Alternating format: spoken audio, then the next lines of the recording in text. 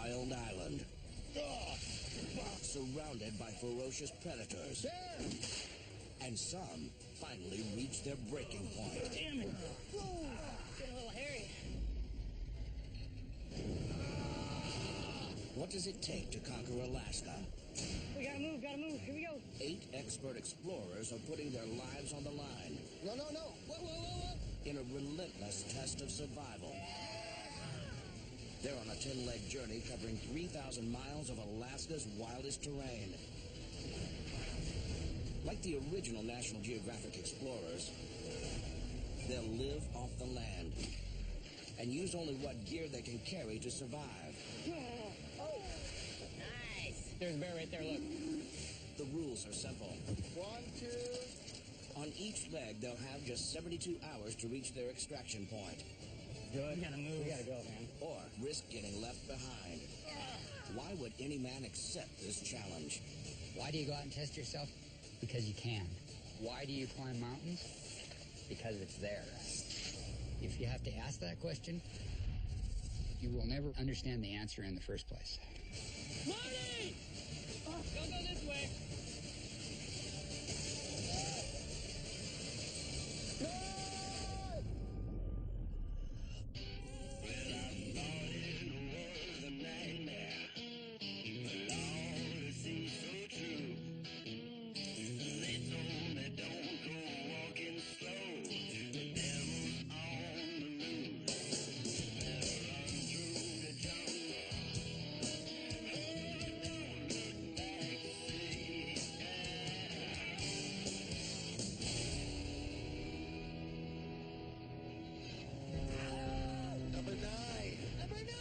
Leg 9 of the expedition. The explorers are dropped in a remote corner of Alaska, Admiralty Island. We're here. But not all 8 men have made it. Brent and Tyler somehow gotten held up. We really don't know where they are. We don't know what's happening. They knew where we were going to start. They knew what the next leg was. So we elected to continue without them on this leg of the expedition. On their last leg, Oh, man, I wonder if we made it. Brent Sass and Tyler Johnson didn't reach the extraction LZ in time and were left behind. We missed him. Brent and Tyler, these guys, this is 11th hour. Get all the center frames out and set them aside. We're a band of brothers. We all do this together. Down 2 explorers. The expedition begins now. The remaining 6 men have just 72 hours to reach their extraction landing zone, 35 miles away. This is mine. As the men unload their gear, Marty spots something. Hey, guys, check it out. Whoa, check that out. Check it out, Matt. See that thing out there? Who else could be out here?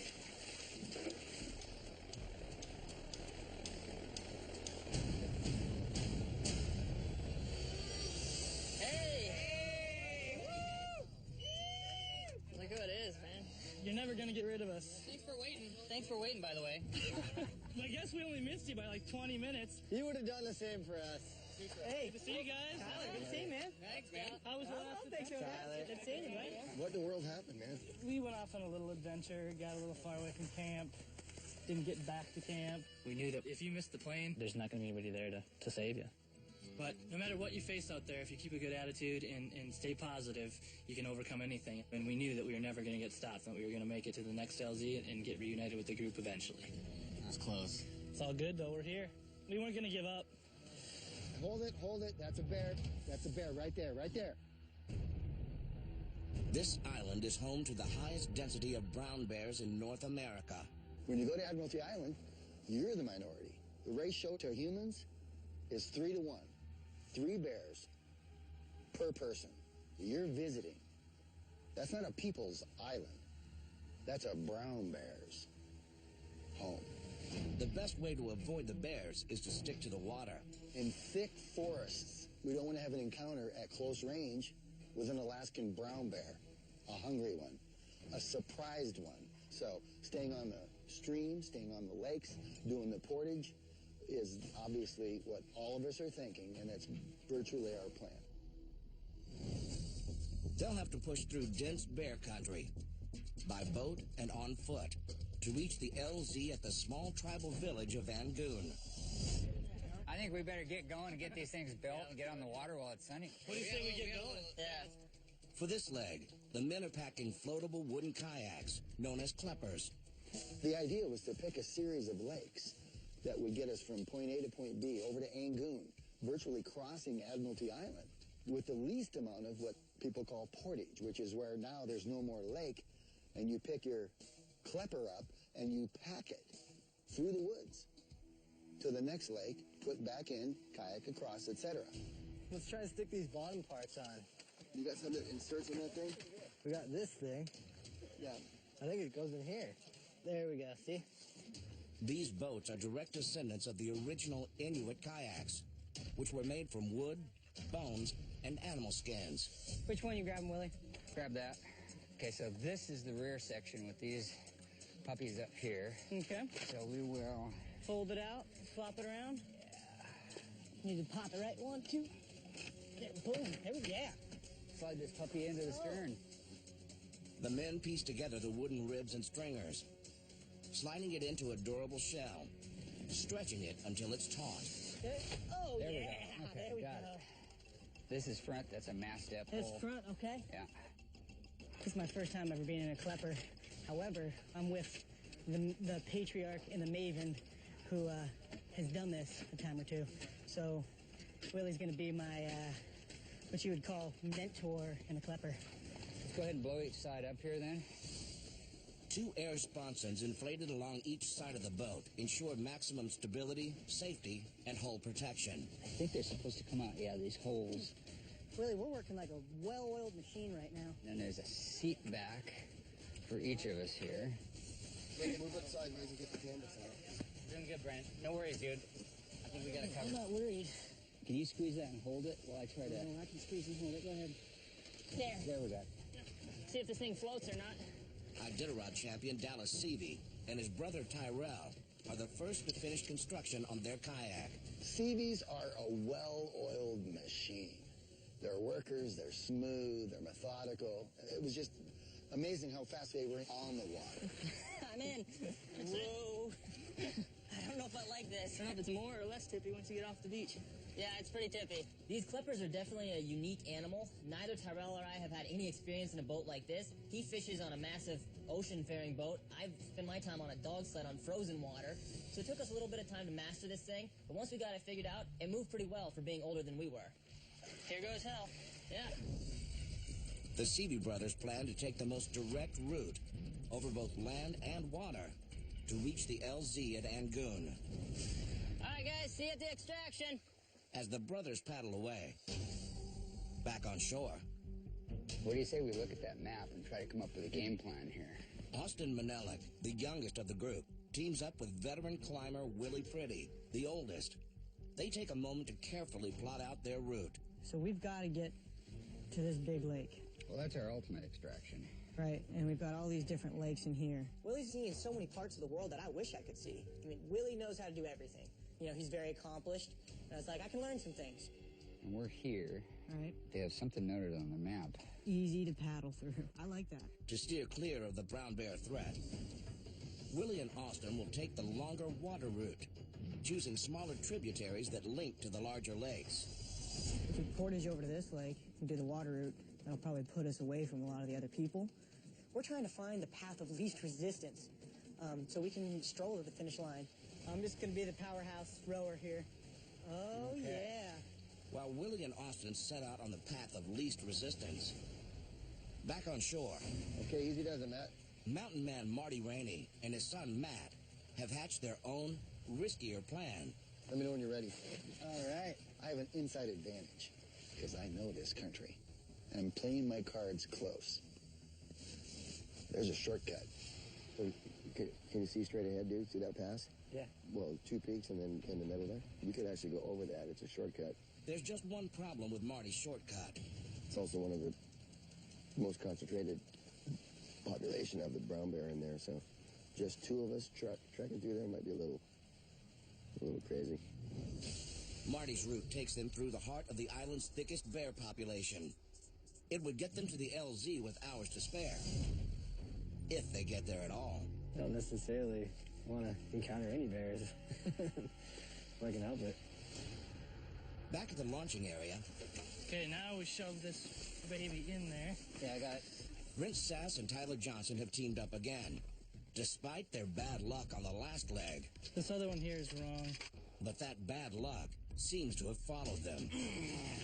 These tabs right here where this hooks to the main frame, right in the middle, probably the most important one. It's going to make it so this one doesn't stay in Structurally, place. we're kind of screwed.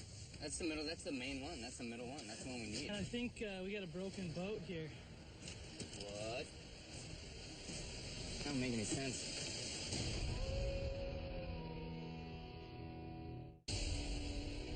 On Admiralty Island, 8 explorers have set out into the heart of bear country. But while 3 teams have hit the water, I think we got a broken boat here. Brent and Tyler are still on shore. Their kayak busted. That don't make any sense. We're kind of screwed. That's the middle. That's the main one. That's the middle one. That's the one we need. Finally got here, and we got a freaking broken Kepler. No. We've had tons of bad luck since we missed that last extraction, so I'm hoping that we can fix this boat up and get on the water and leave the bad luck behind. If we can get this hooked in. Let's just get a rope. I bet there's a rope lashing around the freaking thing. The complications with any big expedition are, you're always going to have something break down, and, we did whatever we had to do. So this is just another fix-it problem, and we're able to overcome it and get through it, and that's what we do. You try and get yours back in there. Finally, with some P-cord and some mountain ingenuity, Tyler fixes the kayak. Get it? Are you in? Yeah, I'm in. Yeah. The patch-up complete, Brent and Tyler get moving fast. All right, I'll slide. There is no built-in extra time, so every second you waste is a second you have to make up. 5 miles ahead, mountain man Marty Rainey and his son Matt Let's get over there. arrive at their first portage en route to their shortcut. Let's go to the left side. Traversing Admiralty Island requires portaging from lake to lake through the forest. Usually, portaging means lugging a boat over man-made trails between waterways. But where Marty's going, there are no trails. In between those lakes are massive hills. But make no mistake about it, whatever's between those lakes is rough country. And in that rough country, you're in the heart of bear country. Suddenly, across the water, Look at this. Whoa, that is a big animal. Look at him. This place is scary. This is a very, very dangerous, very unpredictable, and very powerful animal. And we were headed into thick bear country. Okay, buddy. Admiralty Island, our first night with the brown bears. Yeah, looking forward to it. the men head inland to make camp, mindful of the giant predators in the forest around them. Every Alaskan's going to have bear encounters. This is perfect. We should start a fire ASAP. Let's go. I'll do it. With night coming soon, Marty knows the safest thing to do is to build a fire to help keep the bears away. We need to set up camp because we're not going to be able to see anything. Across the lake, the fast-moving Seavey brothers have covered miles of water. If we find a good cluster of dead trees, kind of like over there, yep, go fish off the log pile. Now, they've got to try and land some much-needed protein. I think these red beads on this raincoat are pretty similar to trout beads. So I think I'll just take one of these off. I think that'll work very well. Small price to pay for dinner. Yeah, no doubt. It's gonna take a couple tries to get all this line out. Dude, I just dropped your knife. In the water? Your knife in the water. Anyway, it was on top of my raincoat, and I turned the raincoat off. It was on top of my raincoat. And I turned the raincoat off. Can you see it? Went down, there it is right there.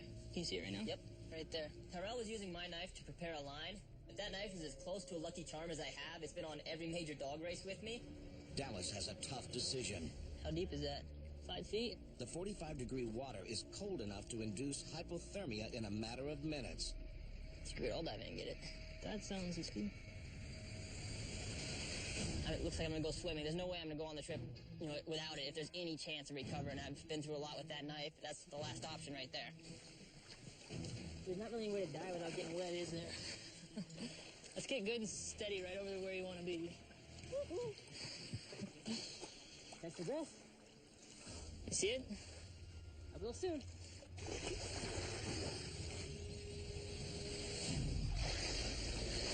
I can't see. Whew. Good Lord, that's cold. As soon as you get in this water, it's just a complete shock to your entire system. I was shaking so uncontrollably, just oppressive cold on every inch of your body.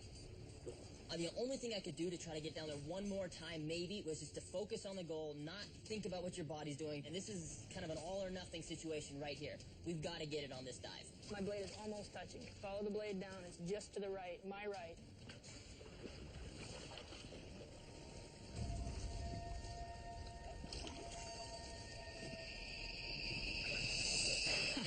Money! Good job. Once I retrieved the knife, the adrenaline kind of drained and the cold settled in. This is beginning to be a serious situation. I'd say let's get paddling and get to that portage. My fingers are losing it. I had to do something to get my core temperature back up. Hey, just let me paddle for a minute.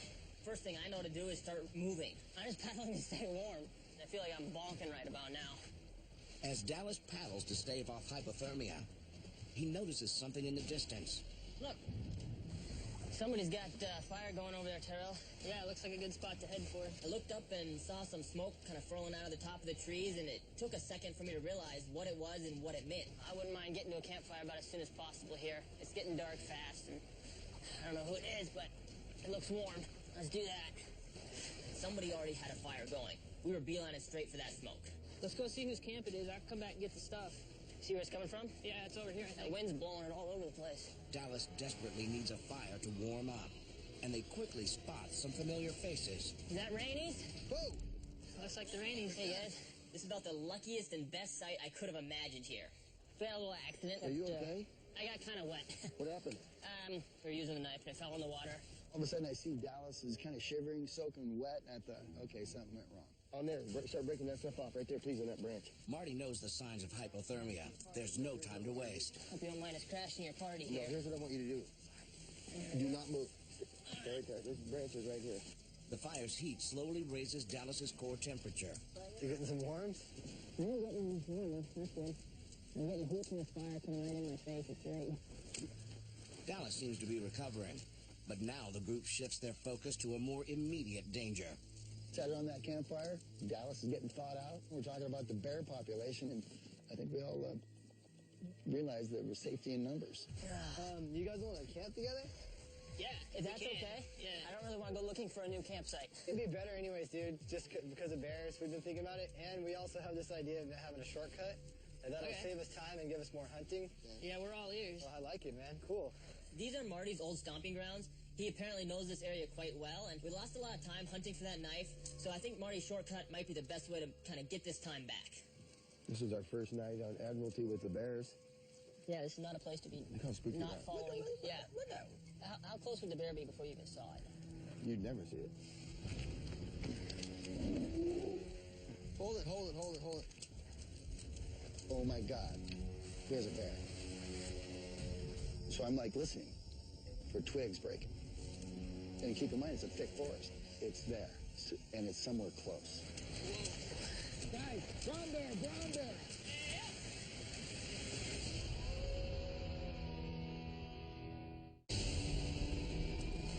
On Admiralty Island, in the dense forest, Hold it, hold it, hold it, hold it. Oh my God, there's a bear. Marty, Matt, and the Seavey brothers realize there's a brown bear lurking just outside their camp.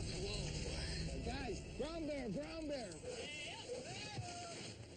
Hello. Hello. Is the bear watching me? Is the bear behind that stump? I didn't know, but I knew there was a bear close. Hello. Hey. Hello.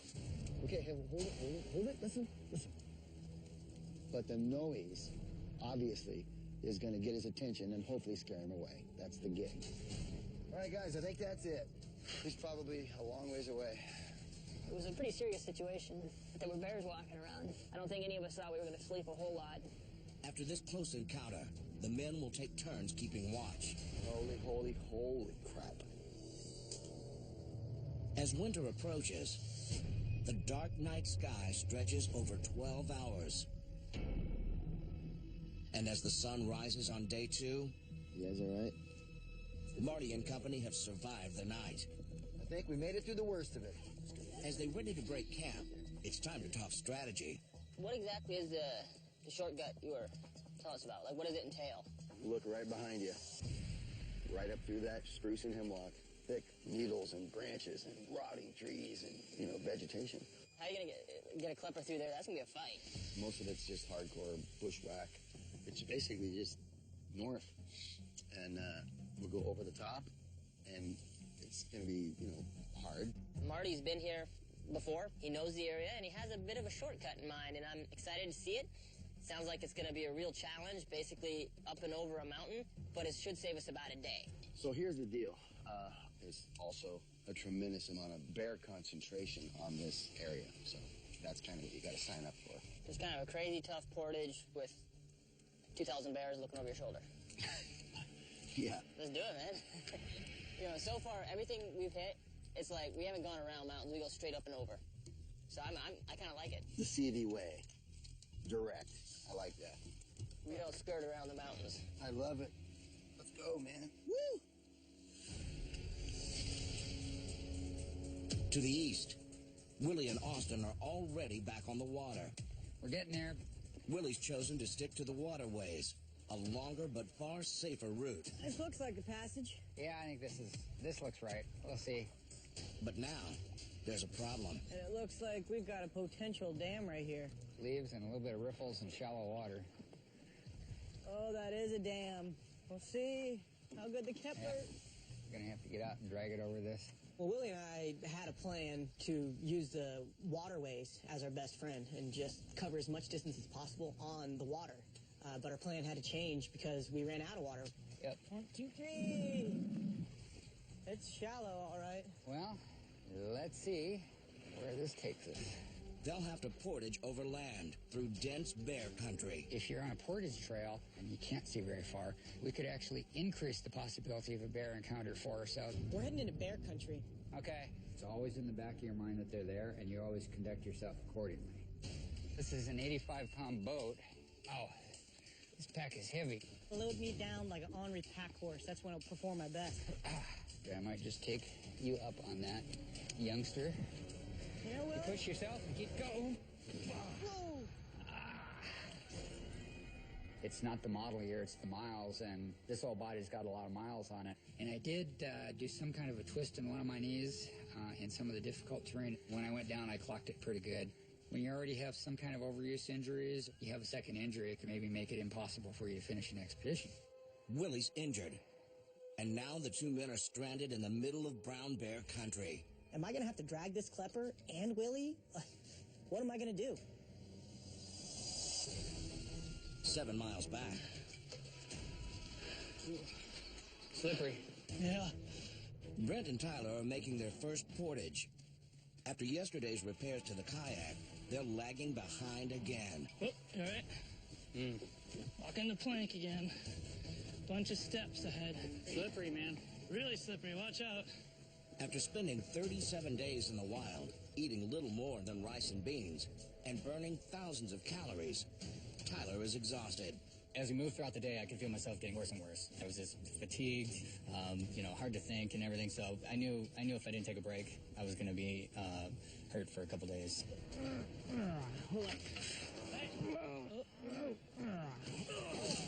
That was a good move. We broke the boat. Did a break? Yeah. Oh, my God. There is a definite wall that you hit at some point where your body just says no more, and your mental faculties break down. They can't overcome the physical, and you hit the wall. Tyler's lost it. Oh, damn it, dude. Oh. Bad enough they've broken their paddles, but it's about to get worse. Oh, there's brown bear right there. Whoa. Oh, my God.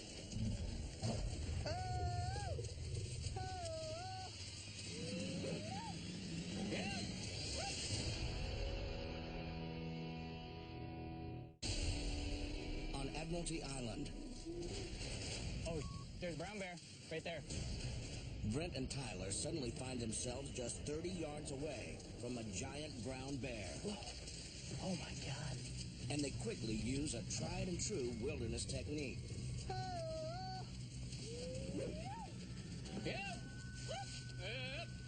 Yep.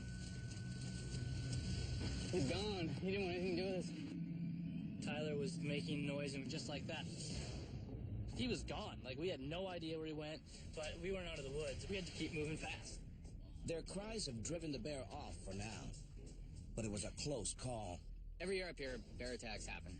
You know, every time I walk through the woods, you know there's somebody watching you, and it's always a bear. They're off in the woods a little bit, checking you out.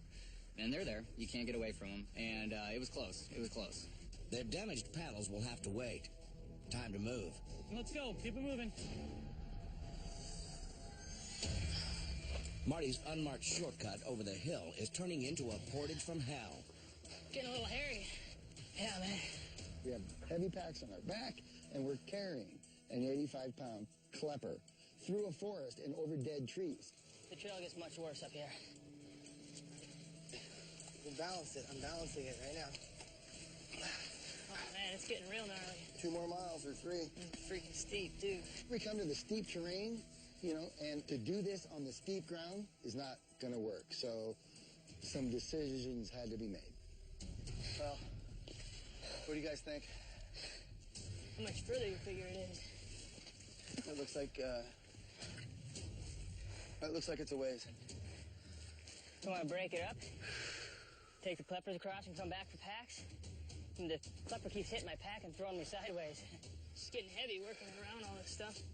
It's physically easier if you split the load in half. What do you want to take first, the boat or the packs? Let's do the boat because it's harder. Okay. Yeah, I would say see if we can get the boat through. Yeah. We can throw our packs over there. Yeah. Boats first, packs second. But that's twice as much time in the heart of bear country. All right, let's do it. Let's do it. Into bear country we go. All right, guys, walk careful. 5 miles behind. Despite Willie's injured knee, he and Austin have managed to get back on the water. So long as they're paddling, Willie should be okay. It's incredibly painful, but I can continue the expedition. Sure would like to eat a trout or a deer. Food right now is sounding pretty good. Their energy is low. To avoid any more missteps, they need to find some food. We're always looking to create opportunities for ourselves, whether it be hunting and whether it be fishing, whether it be foraging, because it's all really important to make sure that we're going to stay healthy in the long run. For days now, they've survived on a meager diet of beans and rice. Their bodies need more to make it through this leg. Anything that we can do in terms to increase our caloric content is all good, and even more so, fresh food. Freshwater clams. Would be nice, huh? Ooh, I see a couple right in the spot. The freshwater clams just below the surface would make an excellent source of protein. Straight down. Can you see it? Yeah, I got it. Grab that guy. You got one? Yep. Oh, jackpot. All right, how many do we got now? 7. These are going to be a great dinner for us tonight. As Willie and Austin look forward to a fresh meal, Marty, Matt, and the Seavey brothers have finished lugging their boats over their improvised trail and are headed back to get their gear. You find them? No. Hold it. We weren't down this low. A few hundred yards ahead of the Seaveys, Marty finally finds their packs. There it is. What the hell? Oh, my God. Come around the corner, boom. The hair stands up on the back of my neck. Something's all torn apart here. Oh, a bear got into it. See this? Is it 1 bear? Is it 2 bears? Is it 3 bears? I didn't know. Some bear scat. Oh! Oh! I'm telling you right now, that bear's here somewhere. Suddenly, there's movement in the brush. What the hell? Oh, my God. Hey, stop. Dude. Whoa. Dad, bear! Holy bear!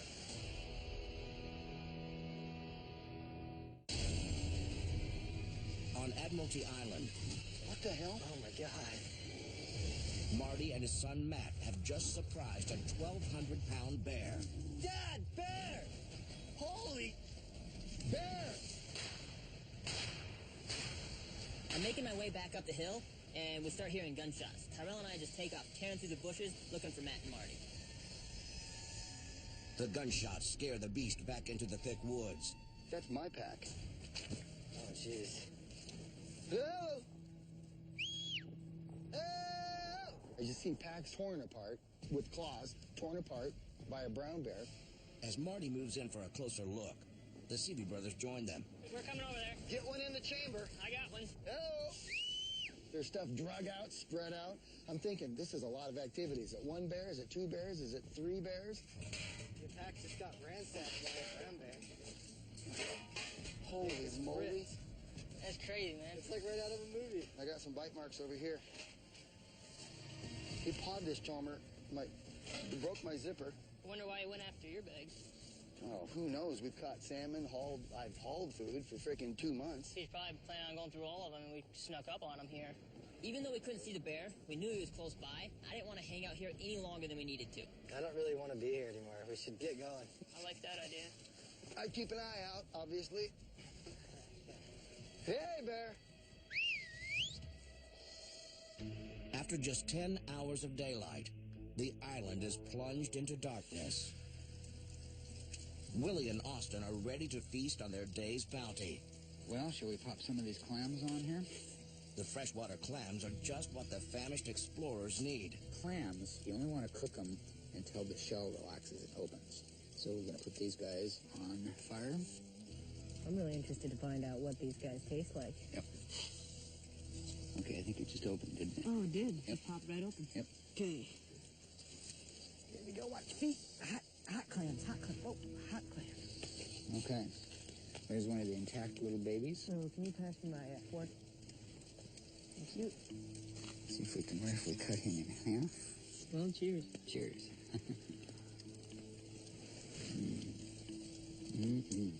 Whoa, that is good. This 3-ounce serving of freshwater clams packs more than 18 grams of protein, a much-needed energy boost for the men. Nature's bounty. We might not have got a fish, but we did get some nice freshwater clams. They taste wonderful. Cheers.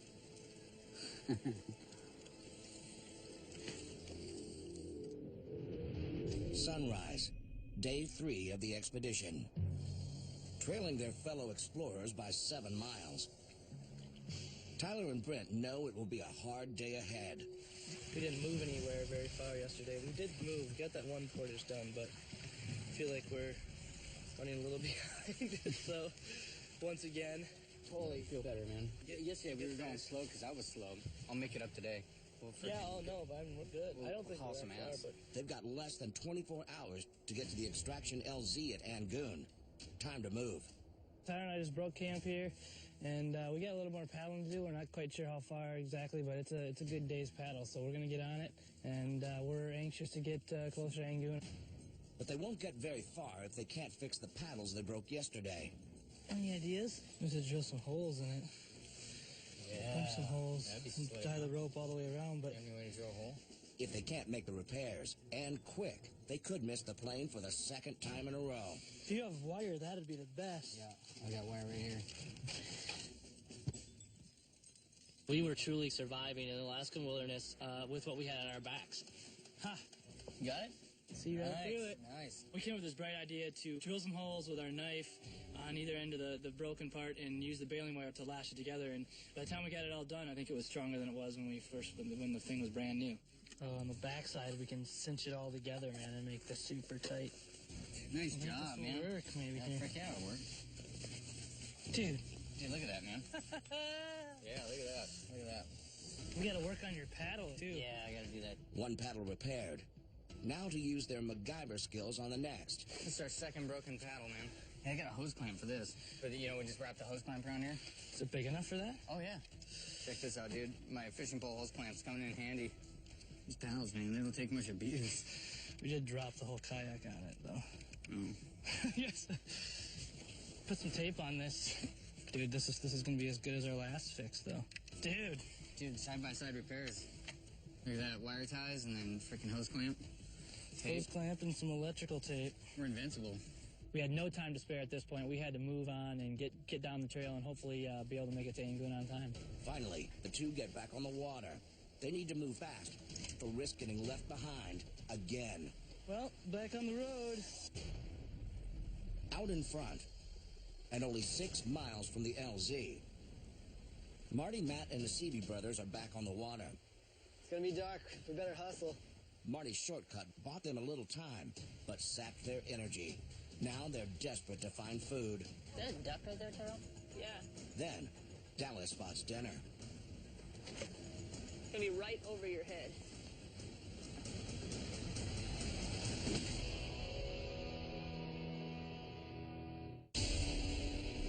Paddling to the LZ on Admiralty Island, It's gonna be right over your head.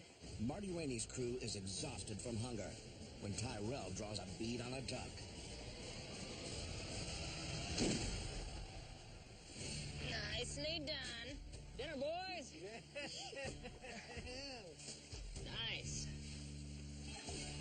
Little wood duck. This small 2-pound duck will provide the men with more than 5 ounces of protein. It's dinner time.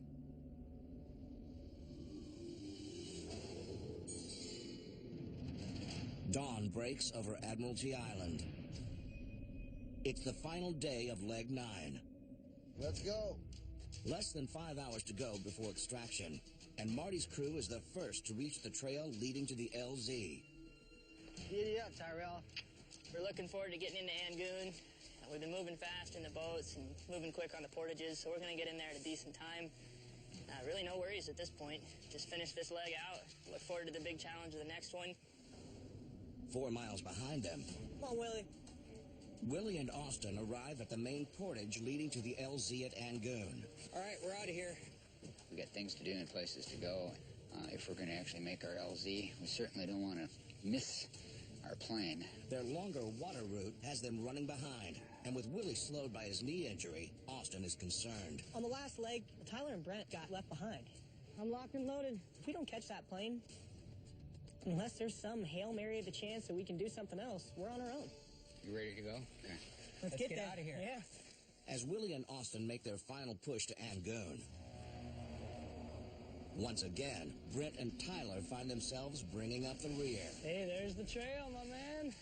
After repairing their paddles, the men have made up lost ground. I wonder what's in Angoon. But they still have only 2 hours to make the LZ, 6 miles away. Angoon, here we come. Maybe we can't get out of Angoon. There's no guarantees in Alaska, right? As the men hit the final trail, Marty, Matt, and the Seavey brothers are just reaching its end. Check it out. We must be getting close to town. Yeah. They're the first to arrive at Admiralty Island's only human settlement, Angoon. Population 430. Awesome little coastal town, huh? Yeah, it's beautiful. This is awesome. This place is quite the city. I hear some, sounds like traditional native drumming. There's some singing. Yeah, something going on over there. As the men enter the village, they encounter a potlatch ceremony. Is this a holiday we didn't know about? Performed by indigenous people of the Pacific Northwest, a potlatch is a gift-giving festival, a celebration of births, weddings, and even death. Hey, everybody. Hey, These are the famous Seavey Tyrell. winners. Dallas. Tyrell, Thank you. While the men enjoy the celebration, despite Willie's knee injury, he and Austin also make it to Angoon with time to spare. Whoa. Willie, check this out. Well, I guess we're getting to maybe where we were thinking we needed to be. What is that? There's something going on. Let's check it out. They emerge from the forest and find a welcome sight. I see a cowboy hat. Oh, yeah. It looks like he's beat us here. Hello. Hello. You won't How you guys believe doing? this. Nice to see you, man. Great to see you, man. Good to see you. Guys, good to see you. We have live dancing, music, songs, drumming. It's insane. Not going to forget this. This was a really, truly amazing afternoon and one of the coolest experiences. But despite the celebration, the 6 explorers are worried. Tyler and Brett are still missing. We're a band of brothers, and right now, we're worried about the 2 that aren't here. This is important, that we all do this together. I mean, we're close to the end. We did it together all the way through. The last thing they want to do is leave their comrades behind, again. But then, something catches Marty's eye. Guys, I didn't mean to interrupt you. Sheevies. Main Street, behind the house. Look, they're going to come around the right side of the red house.